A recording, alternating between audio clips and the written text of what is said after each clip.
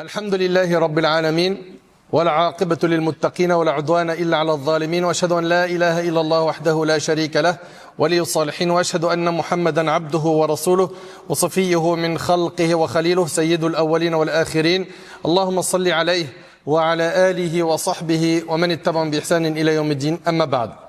Mes chers frères et sœurs, aujourd'hui avec l'aide d'Allah Tabaraka wa Ta'ala, nous allons voir que tous les prophètes étaient musulmans. Chers frères, chères sœurs, tous les prophètes sans exception sont venus avec une seule et même religion, l'islam. Et je sais que quand certains entendent que tous les prophètes étaient musulmans, ils peuvent ne pas comprendre cette phrase.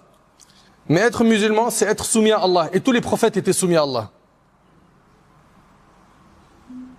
Être musulman, c'est être soumis à Allah. Et tous les prophètes, de Adam jusqu'à Muhammad alayhi salatu wassalam, ils étaient soumis à Allah. Donc, ils étaient tous musulmans.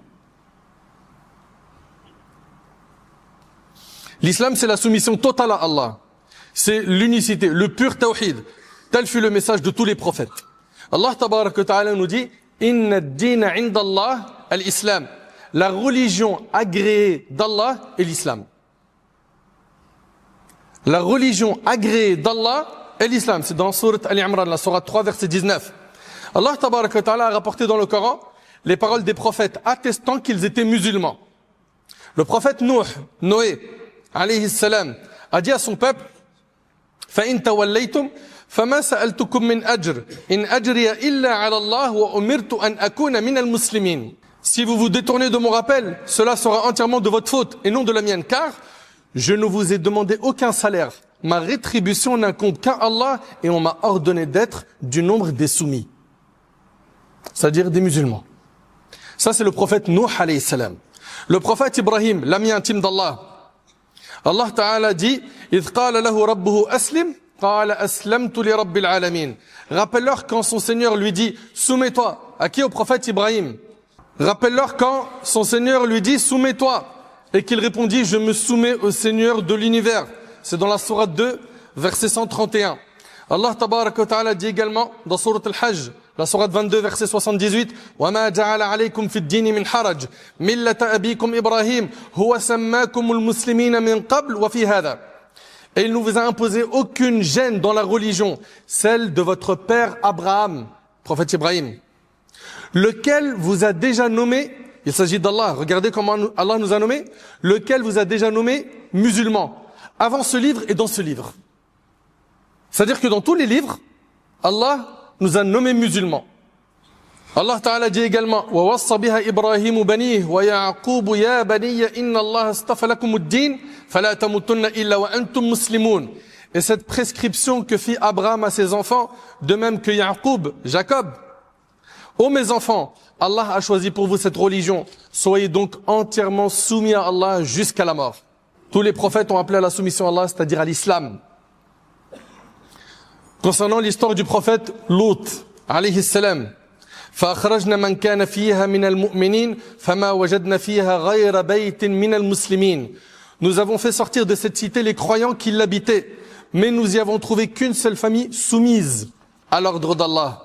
Concernant le prophète Yusuf, Joseph, dans la sourate 12, verset 101, رَبِّ قَدْ آتَيْتَنِي مِنَ الْمُلْكِ وعلمتني من تأويل الأحاديث فاطر السماوات والأرض أنت ولي في الدنيا والآخرة توفني مسلما وألحقني بالصالحين. Seigneur, tu m'as accordé une part de royauté et enseigné une partie de l'interprétation des rêves.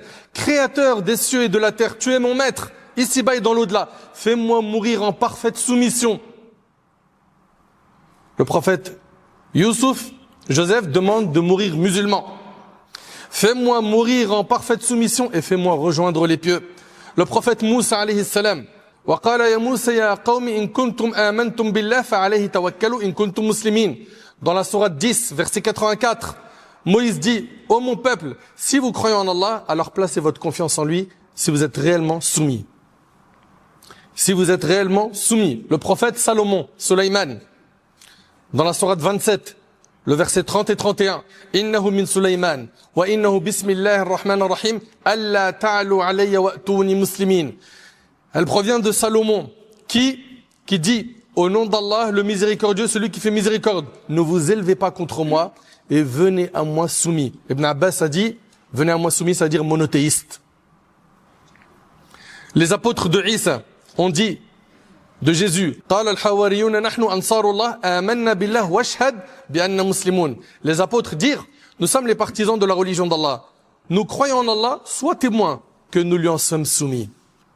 Allah tabaraka wa ta'ala a révélé concernant la communauté de Muhammad sallallahu alayhi wa sallam, Al-yawma akmaltu lakum dinakum wa atmamtu alaykum ni'mati wa raditu lakum al-islam dina. Aujourd'hui, j'ai parachevé pour vous votre religion, j'ai parfait sur vous mon bienfait et j'agrée pour vous l'islam comme religion. Voilà la religion qui est agréée par Allah. Et dans un hadith rapporté par l'imam Muslim, selon Iyad ibn Himar al-Majashi'i, il relate que le prophète sallam, il a dit, mon Seigneur m'a ordonné de vous enseigner ce que vous ignorez de ce qu'il m'a enseigné en ce jour. Tout bien que j'ai conféré à un serviteur illicite. J'ai créé tous mes serviteurs monothéistes. Regardez bien. Allah, il nous a tous créés monothéistes. Mais suivez la fin du hadith. J'ai créé tous mes serviteurs monothéistes, mais les diables vinrent à eux et les détournèrent de leur religion. Leur interdirent ce que je leur ai permis et leur ordonnèrent de m'attribuer un associé alors que je n'ai révélé aucune preuve à ce sujet. Lorsque les musulmans de la Mecque furent envoyés en Abyssinie, chez le Négus, le roi d'Abyssinie, Al-Najashi, qui était un homme juste, Ja'far ibn Abi Talib, ce compagnon du prophète sallallahu alayhi wa sallam, lui exposa clairement l'islam. Puis il lui récita quelques versets de sourate Maryam, la sourate 19. Al-Najashi pleura, lui qui était un roi chrétien. Il a pleuré. Il le dit par Allah, ce que je viens d'entendre et ce avec quoi est venu Jésus provient certes d'une même source. Proviennent de la même source. Cette lumière provient d'une même source, la lumière du tawhid dont Allah est la source. Plusieurs prophètes, paix sur eux, ont accompli certaines prescriptions religieuses que notre prophète sallam a lui aussi pratiquées. Parmi elles, le pèlerinage. Le pèlerinage à la maison sacrée d'Allah. Il est d'ailleurs authentiquement rapporté que le prophète Moïse, Yunus, Jonas et Jésus, Isa, ont tous accompli le pèlerinage. Dans un hadith rapporté par Abu Ya'la, d'après Abu Musa al-Ash'ari, le prophète sallam a dit, certes 70 prophètes sont passés par Rawha, et parmi eux, Moussa, Moïse, il était pieds nus et portait des tuniques en se dirigeant vers l'antique maison d'Allah, c'est-à-dire il se dirigeait vers la Mecque. Et d'après Abu Huraira, radiyallahu anhu, le prophète sallallahu alayhi wa sallam a dit, je suis la personne la plus en droit de Isa ibn Maryam, Jésus, fils de Marie, dans l'ici-bas comme dans l'au-delà. Et suivez la suite. Il a dit, les prophètes sont des frères consanguins. Leurs mères sont différentes, mais leur religion est une, rapportée par le Bukhari.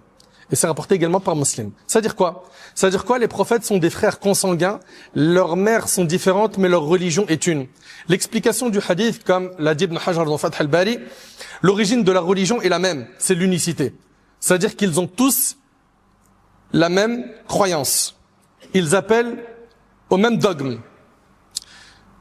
Même si les branches, c'est-à-dire leurs législations sont différentes. Effectivement, Allah subhanahu wa ta'ala, dans les législations des communautés qui nous ont précédés, il avait autorisé certaines choses ou interdit certaines choses qu'il n'a pas autorisées ou interdit pour d'autres communautés.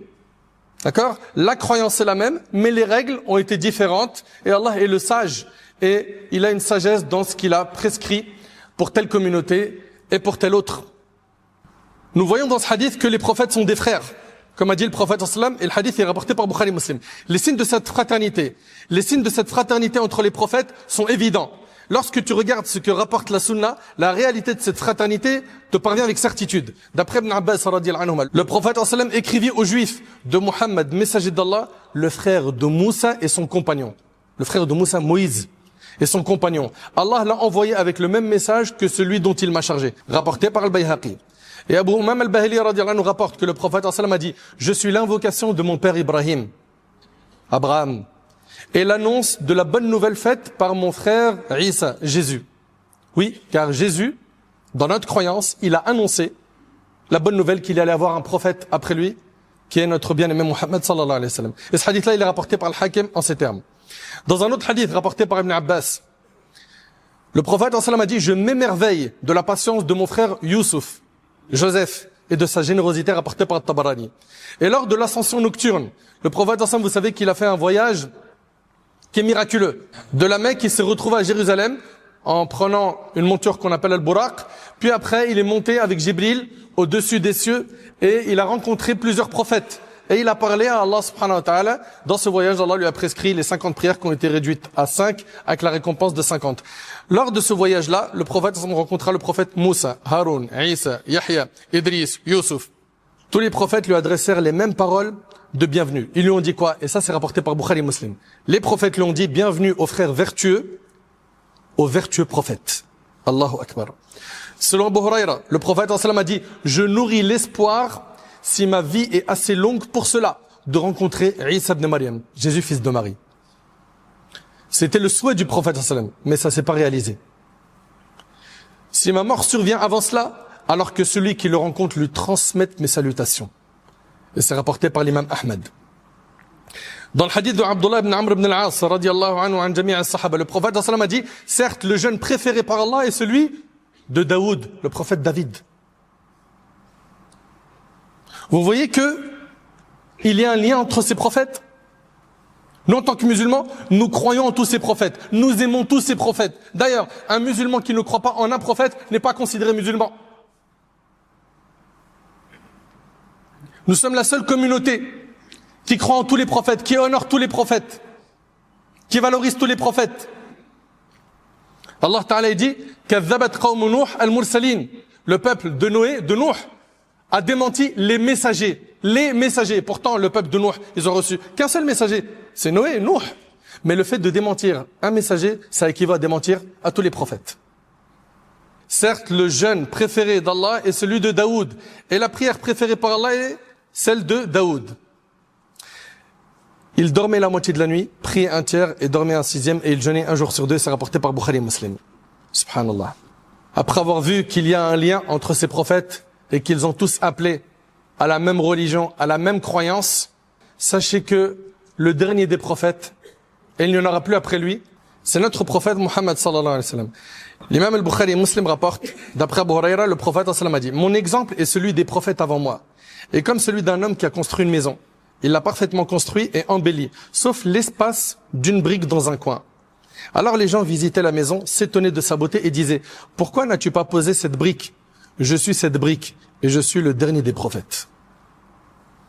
Donc nous venons de voir que tous les prophètes ont appelé au tawhid, à l'unicité d'Allah subhanahu wa ta'ala, à adorer Allah subhanahu wa ta'ala l'unique sans rien l'associer. Nous avons vu également le lien fraternel qui lie les prophètes. Nous avons vu que nous devons croire en tous les prophètes car ça fait partie des piliers de la foi. Nous avons vu également que le dernier des prophètes, et c'est l'élu parmi les créatures, c'est notre prophète Muhammad sallallahu alayhi wa sallam. Dans notre prochaine khutbah, bi'idhnillah subhanahu wa ta'ala, on va accorder un discours complet sur le prophète Isa, Jésus. Car énormément de musulmans et de musulmanes et de non-musulmans ne connaissent pas la place de Isa dans notre religion. On va donc clarifier cela. Et j'implore Allah subhanahu wa ta'ala de faire que ces prêches soient bénéfiques pour moi ainsi que pour vous. Sallallahu tabaraka wa ta'ala an yuthabbitni wa iyyakum ala dinih. Sallu azza wa jalla an yuwaffiqani wa iyyakum li fi'li al-khayrat wa tark al-munkarat.